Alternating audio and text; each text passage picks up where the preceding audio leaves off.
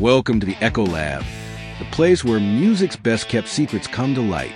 In every episode, we uncover the overlooked legends, the underground classics, and the hidden influences that shape the soundtrack of generations. From cult bands and iconic session players to the untold stories behind timeless tracks. If you're a fan of deep cuts and deep dives, you're in the right place. Make sure to like, subscribe, and follow so you never miss a beat. Let's get into the story behind the sound. Buckethead, the masked guitar god who rewrote rock. Picture a stage bathed in shadows. A lone figure, shredding guitar under a KFC bucket. Face hidden by a stark white mask. Nunchucks spinning between riffs that scream like a haunted carnival ride. That was Buckethead, the guitar wizard who flipped rock inside out. Born Brian Patrick Carroll, he was a shy, soft-spoken kid from Southern California. And yet, he would grow into a cult icon, releasing over 400 albums across every genre imaginable. Metal, funk, jazz, noise, beauty, pure chaos. His music wasn't just sound. It was a world. Wild, vast, and emotional. A place where a bucket became a crown, and silence was louder than words. What drives someone to hide their face and let their guitar do the talking? This is the story of Buckethead. A tale of genius, grief, and a soul that never stopped searching. Buckle up, because this one's going to shred your soul. Brian Carroll was born on May 13, 1969, in a quiet Southern California suburb. His parents, Tom and Nancy, weren't musicians. Tom coached sports. Nancy was a school teacher. But their home was filled with the odd obsessions that would shape their son's future. Stacks of comic books, boxes of VHS horror flicks, ninja gear, and music, mostly background noise, until Brian found his spark. He lived near Disneyland and visited often. He'd ride Pirate to the Caribbean over and over until closing time. The park's surreal magic crept under his skin. A world of fantasy, masked characters, and eerie soundtracks.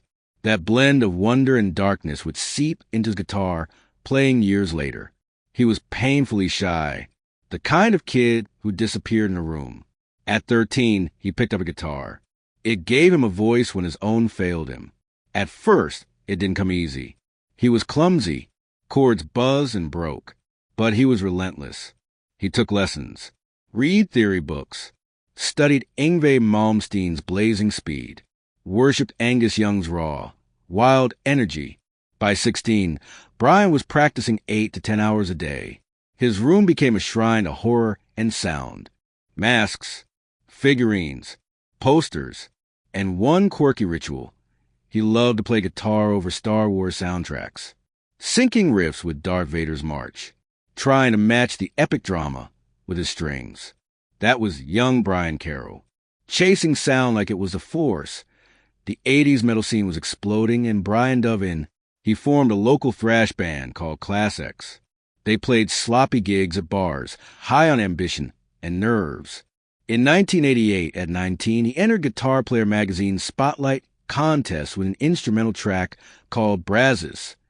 It was raw, but it had fire, and it earned runner-up. That got the attention of editor Jazz Albrecht. The two met at a diner. Albrecht instantly saw something special. He encouraged Brian to keep going. By 1991, Brian was living in Albrecht's basement, recording jams that would later surface on the Young Buckethead DVDs. No mask, no bucket, just a kid with wild fingers and unlimited potential. But still, the stage terrified him. That fear led to a transformation. One night, Brian had an idea. He looked at a bucket of fried chicken, then at a Michael Myers mask from Halloween 4. He put them together. Then he stuck an orange funeral sticker on the bucket, a nod to his love of horror. He stared at himself in the mirror.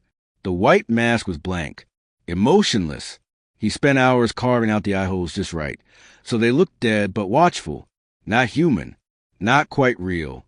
And just like that, Buckethead was born, a silent, masked warrior, a shredder from another dimension. His armor was complete, and suddenly, Brian could step on stage without breaking apart. In 1991, Buckethead landed in San Francisco. Armed with his mask, his bucket, and a head full of sonic ideas, he released Buckethead through John Zorn's Avant label. It wasn't your typical debut, a Japanese import, expensive, unapologetically weird. The album was built like a concept theme park, a twisted ride through metal riffs, funky grooves, and sci-fi samples pulled straight from Giant Robot, a show he loved as a kid. It sounded like nothing else. It felt like stepping into someone's dream or nightmare. Critics were baffled. Some called it brilliant. Others just called it insane. But the underground took notice. Bootlegs spread like wildfire. Fans swapped copies like they were sacred. Buckethead had arrived. He also played with the Deli Creeps, a bizarre, theatrical band led by singer Maximum Bob. They cut a demo in '91 called Tribal Rights. Their shows? Absolute madness. Buckethead spun nunchucks on stage, tossed toys into the crowd, did robot dances between crushing riffs. He lived in a tiny apartment, survived on ramen and a dream. But his cult was growing. Still, anxiety never let go. Before shows, he'd pace backstage, palms sweaty, heart racing. His family supported him, but not without doubt. His dad, Tom, once asked, "Will this feed you?" Brian didn't argue. He just kept practicing. 10 hours a day. Every single day. In 1994, he auditioned for the Red Hot Chili Peppers. John Frusciante had just left. Buckethead showed up, not knowing any of their songs. He riffed wildly anyway. Flea was into it, but the fit wasn't there. Too weird. Too out there. The rejection stung. But Buckethead didn't stop. That same year, he dropped his second solo album, Giant Robot. This time, it wasn't just odd. It was epic.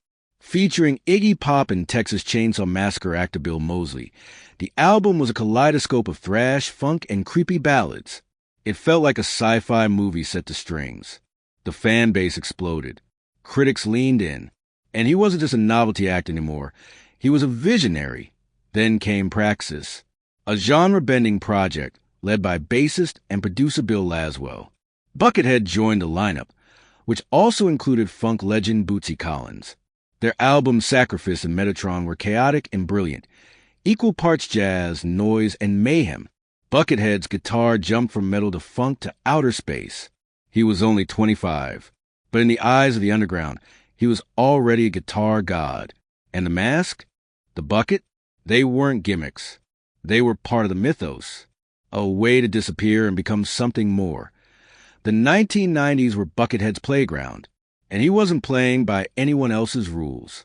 He refused to stick to one genre. His guitar bounced between thrash, jazz, funk, ambient, sometimes all in the same track. Hollywood noticed. He scored parts of Johnny Mnemonic and Mortal Kombat. His riffs gave those films a jagged, futuristic edge. In 1996, he dropped The Day of the Robot with DJ Ninja, a chaotic blend of drum and bass and shred guitar. It sounded like a robot uprising. Then came Giant Robot again, but this time for NTT Records, featuring Brain and Pete Scaturo. He wasn't slowing down. He couldn't. He released Octave of the Holy Innocents with bassist Jonas Hellborg and drummer Michael Shreve of Santana fame. It was quiet, spiritual, like a conversation between galaxies. He joined Colonel Claypool's Bucket of Bernie Brains, a mutant funk band with Les Claypool, Bernie Worrell, and Brain. Their 2004 album, The Big Eyeball in the Sky, was a psychedelic acid trip with bass. And then, he backed Viggo Mortensen. Yes, that Viggo, Aragorn from Lord of the Rings. Buckethead laid down eerie guitar textures behind Mortensen's spoken-word poetry albums. He also painted wild, abstract canvases. He sold them at shows. The colors match his music, untamed, emotional, raw. By the end of the decade, his fingerprints were everywhere. Then came the biggest twist yet. In the year 2000, Guns N' Roses called. Axl Rose needed a guitarist for Chinese democracy, someone who could fill Slash's shoes or destroy the shoes entirely. Enter Buckethead. He joined GNR from 2000 to 2004, touring arenas, blasting solos to tens of thousands, his bucket gleaming under the spotlights. Those shows were electric.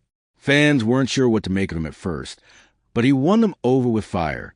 His work on Chinese democracy, released in 2008, was jaw-dropping. Blistering leads, haunting textures, emotion layered in distortion. But fame came with pressure. GNR's chaos didn't suit him. Late rehearsals, studio drama, Axl's moods. Buckethead was quiet, focused. It wasn't a fit. He left in 2004. No hard feelings, just a need for peace, for control, for space to create on his own terms. And that's exactly what he did. The 2000s were a creative explosion. Freed in the chaos of Guns N' Roses, Buckethead unleashed a tidal wave of music. In 2005, he dropped Kaleidoscope, a glitch metal assault. Then Inbred Mountain, a surreal blend of shred and eerie serenity. Tracks like Nottingham Lace became instant fan favorites. Soaring, epic, a perfect show closer. He scored Saw 2 with the track Three Fingers, and added eerie themes to Showtime's Masters of Horror with We Are One. His guitar didn't just speak. It haunted. Then came In Search of a 13-CD box set. Handcrafted, hand-monogrammed, over 9 hours of music. No label, no rules, just pure Buckethead. Pepper's Ghost, acoustic shards. Each album another side of him. The quiet, the chaotic, the heart beneath the mask. He kept collaborating. Chicken Noodles 2 with Travis Dickerson. Tennessee 2004 with Praxis.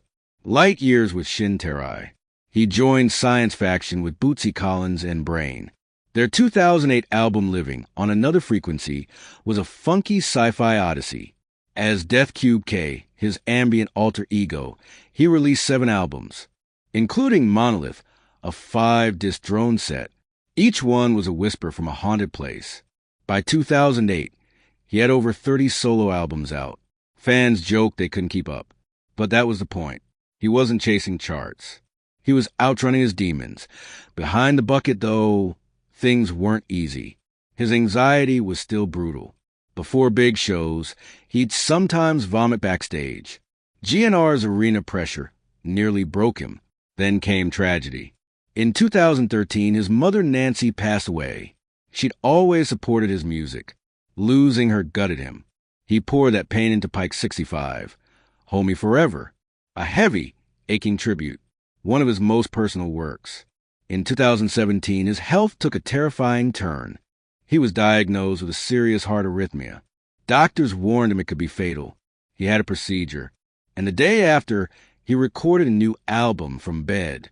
Hands still trembling, but creating. Because he had to. In 2011, Buckethead launched one of the most ambitious projects in music history, the Pike series. These were short, 30-minute albums, released rapidly, often several in a month, each numbered like a comic book issue. No press, no marketing, just music, dropped straight to fans. By 2025, there were 655 Pike albums, another 175 live albums, a world record in sheer volume. Albums like Crime Slunk Scene and Pike 13 became cult classics. They mixed shred with unexpected tenderness. A single Pike could be brutal one moment and heartbreakingly melodic the next. He toured solo or with a trio, just him, a bassist, and a drummer, playing open-air festivals, giving away toys to kids in the front row. His shows weren't just concerts. They were performances, nunchucks, robot dancing, silent humor, and always that soaring guitar. But behind it all, he stayed humble.